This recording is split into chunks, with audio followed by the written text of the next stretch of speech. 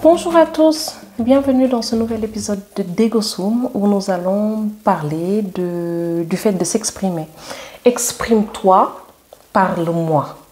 Voilà, aujourd'hui c'est le thème du jour parce que nous sommes nombreux à nous plaindre que notre conjoint n'est pas assez attentionné. Vous connaissez ça, n'est-ce pas? Qui n'est pas assez attentionné, ne se rend pas compte qu'on ne va pas bien, ne sait pas ce qu'on aime ou pas, ne nous encourage pas forcément, que notre supérieur hiérarchique ne voit pas nos efforts, que cet ami que nous avons ne se réjouit pas forcément de nos succès ou des belles choses qui nous arrivent, alors que nous sommes capables, nous, de lister ou de réaliser sans erreur tous leurs désirs et leurs attentes. Et d'ailleurs, c'est ce que nous faisons tous les jours depuis que nous avons rencontré cette personne-là, depuis que nous travaillons dans cet endroit-là, depuis que cet ami-là ou ce conjoint-là est entré dans notre vie. Toute la journée, nous faisons attention à l'autre, nous faisons en sorte que l'autre puisse se retrouver. Nous sommes une épaule, nous sommes un soutien, ainsi de suite, ainsi de suite. Donc, et plus on avance, plus nous sommes frustrés. Alors nous devenons de plus en plus frustrés par la situation, nous nous renfermons un petit peu plus parce que nous ne comprenons pas qu'on fasse autant d'efforts, nous ne comprenons pas que nous soyons tellement aux petits soins et que la personne en face ne s'en aperçoit pas. Et pourtant nous faisons en sorte qu'elle le perçoive. Oui, nous faisons en sorte qu'elle le perçoive. On lance nos ballons de sonde, on lance un certain nombre de choses pour que la personne en face puisse se rendre compte que nous existons. Et pour nous, les signaux que nous lançons, genre de temps en temps qu'on puisse montrer un petit peu une mine fatiguée quand on doit être super maquillé, qu'on ne le fasse pas pour les femmes qui se maquillent, juste pour que la personne nous dise qu'est-ce qui se passe aujourd'hui, pourquoi tu n'es pas maquillée, et la personne ne le fait pas. Et pourtant, pour nous, le signal est assez clair parce que dans notre manière de raisonner les choses, on se maquille tous les jours et que la personne nous voit maquiller tous les jours. Et donc, normalement, le jour où on ne l'est pas, elle devrait nous poser la question à savoir pourquoi vous n'êtes pas maquillée aujourd'hui? Pourquoi tu n'es pas maquillée aujourd'hui? Quand on rend un document dans les délais tout le temps, le jour où on ne le rendra pas dans les délais, ou bien si on ne le rend pas dans les délais à plusieurs reprises, en principe, la personne qui est en face doit remarquer que nous sommes en train de prendre du retard sur X ou Y chose. Sauf que la personne ne le voit pas. Parce que les signaux que nous pensons avoir envoyés, qui semblent être clairs dans notre perception, nous, des choses, ne le sont peut-être pas pour la personne en face. Mais ça, on ne le sait pas. Et du coup, notre frustration, elle monte, et nous la construisons aussi. Nous en rajoutons de cette frustration-là parce que nous avons beaucoup plus tendance à lancer. Plus nos signaux ne s'aperçoivent pas, plus nous avons tendance à en rajouter de nouveau, à en faire un petit peu plus pour attirer l'attention de la personne qui est en face. Sauf qu'elle ne voit toujours rien. Et donc, du coup, la frustration, elle continue à grandir, jusqu'au fameux jour où vous vous retrouvez dans un post en anonyme du genre « Mon mari ne s'occupe pas de moi, pourtant je fais tout ». Ou jusqu'au jour où vous regardez votre collègue de manière complètement envieuse en lui disant « Aïe, au moins tu as de la chance, ton patron, il reconnaît tes efforts ». Oui, alors, dans ce cas-là, vous mettez, dans le cas du collègue, en règle générale, vous le mettez dans une situation extrêmement délicate. Et dans le cas des anneaux, ils sont tous un peu comme moi. Ils disent ce qui leur passe par la tête au moment où ça leur passe par la tête.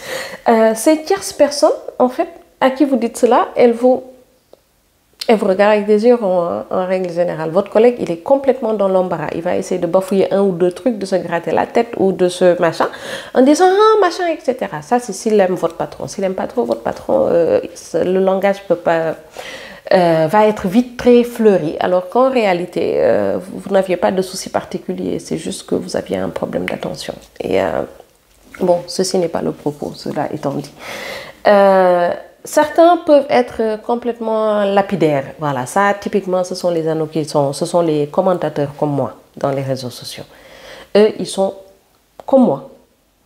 Ils disent, ah, de toutes les façons, ils ont que cette partie-là de l'histoire. Ils vont te sortir la fameuse phrase, arrête de faire des efforts pour quelqu'un qui n'en fait pas, ce n'est pas la peine, si j'étais à ta place, j'arrêterais. ce n'est pas faux en soi. Hein. Soyons bien clairs là-dessus. Je n'ai pas dit que ce qu'ils disent est faux. Hein. Je ne dis pas ça. Je dis juste qu'ils n'ont pas tout le contexte. Parce qu'en règle générale, quand on raconte une histoire, on la raconte de son point de vue. On n'a pas forcément tout le contexte.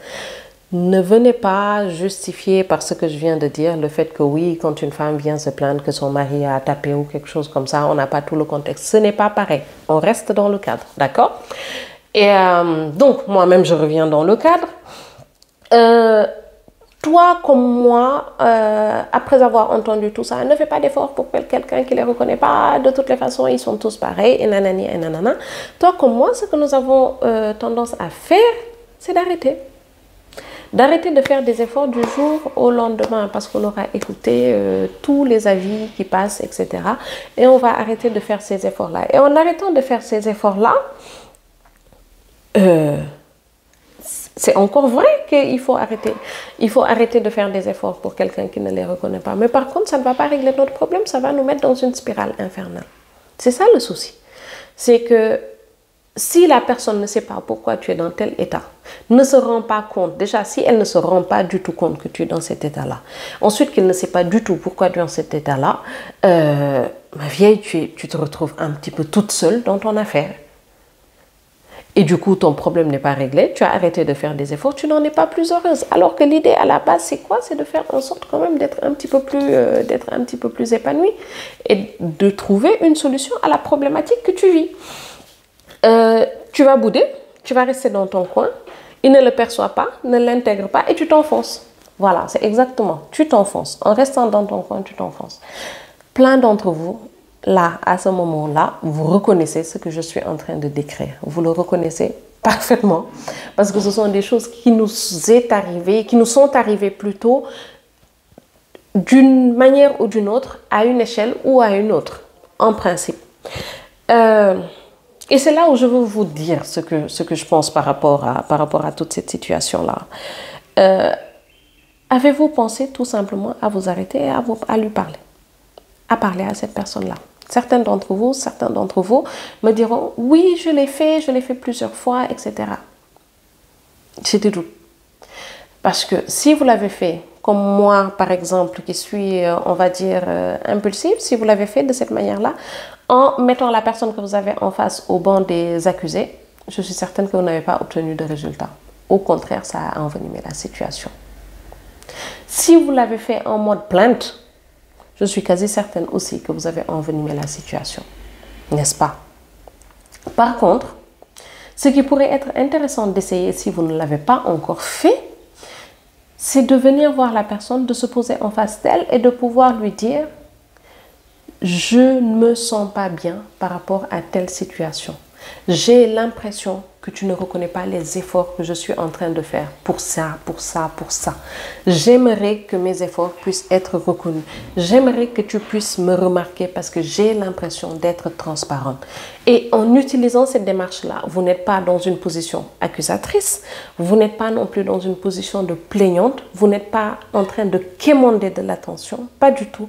Vous êtes en train de parler à un partenaire, à un égal, à un supérieur hiérarchique qui se doit d'avoir de l'empathie, qui se doit de pouvoir être présent dans la vie de la personne avec laquelle elle passe énormément de temps, peu importe le cadre. Donc s'exprimer est important, s'exprimer sans jeter l'opprobre. C'est surtout ça la partie la plus difficile à faire, c'est de pouvoir s'exprimer sans accuser, s'exprimer sans se plaindre, s'exprimer sans quémander. Il ne s'agit pas du tout de quémander ou de demander quelque chose, mais d'exprimer son ressenti. Et quand on exprime son ressenti, on essaie d'être le plus positif possible dans la manière de pouvoir et de dire les choses qui nous blessent et qui nous atteignent. Si vous aimez qu'on vous dise, je ne sais pas, le repas était bon, dites-le. Dites-lui, chérie, j'aime faire le repas pour toi, mais j'aimerais aussi que quand je te le sers, que tu puisses me dire que tu as apprécié. J'aime faire la cuisine, mais j'aime faire la cuisine parce que je sais que ça compte pour toi que je fasse cette cuisine-là. Donc, je serais aussi heureuse que tu puisses avoir de la reconnaissance par rapport à l'effort que je fournis. Je prends l'exemple de la cuisine, c'est un exemple totalement trivial. Certains me diront, je ne peux pas passer mon temps. Certains me diront, mais c'est pas important. C'est pas grave. Je veux juste que vous compreniez le cheminement, que vous compreniez la logique de la chose sur laquelle nous sommes en train d'échanger. Donc, pour moi, c'est dire les choses sans détour, sans accusation, sans se regarder en chien de faïence. Le dire tout simplement. Et dire ces choses-là est 10 000 fois plus productif que de rester boudé dans son coin. Vous me direz dans les commentaires qu'est-ce que vous en avez pensé. Merci beaucoup et on se retrouve dans un prochain numéro de Ego Soum.